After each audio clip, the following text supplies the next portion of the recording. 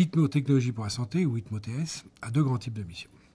La première, c'est celle qu'ont tous les ITMO, c'est d'abord de dégager une vision stratégique sur l'ensemble des domaines scientifiques qu'ils recouvrent et de mettre en place une coordination des opérateurs dans ces domaines-là.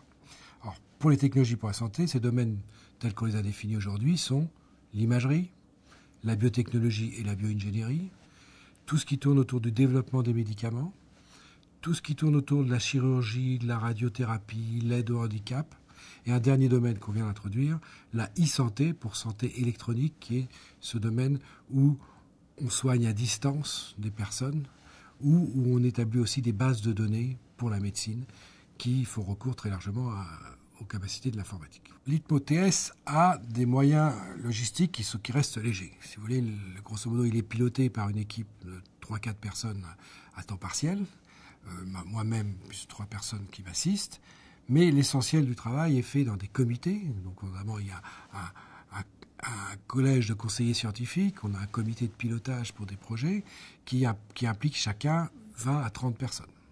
Donc, c'est le travail, je dirais à temps partiel, de cet ensemble qui fait le travail de l'ITMO Technologie pour la Santé. Les moyens financiers, eux, sont à la hauteur de quelques centaines de milliers d'euros, donc pour l'instant modestes, permettent de faire de l'animation.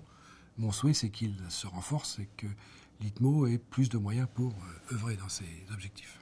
Le premier objectif, ça a été de mettre en place ce qu'on appelle un document stratégique où justement on définit, dans les domaines qui nous intéressent, voilà les laboratoires qui travaillent, voilà les forces et faiblesses du dispositif français. Donc ça c'était un premier objectif qui nous a pris presque un an.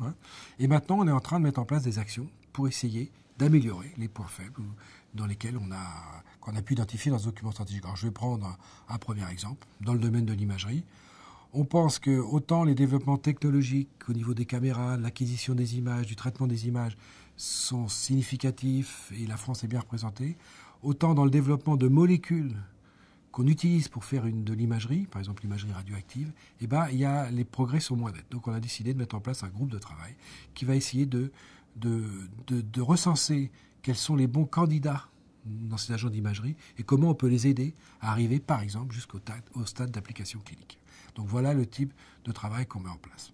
Pour ce qui concerne la valorisation, l'essentiel du travail, c'est de mettre en place des comités qui soit se penchent sur des projets d'application et essayent de les structurer de façon à ce qu'il y ait le maximum de chances d'arriver jusqu'à l'application, soit qui réfléchissent entre les différents organismes de recherche comment on peut faciliter les interconnexions, les discussions avec les industriels pour rendre le processus un peu plus fluide.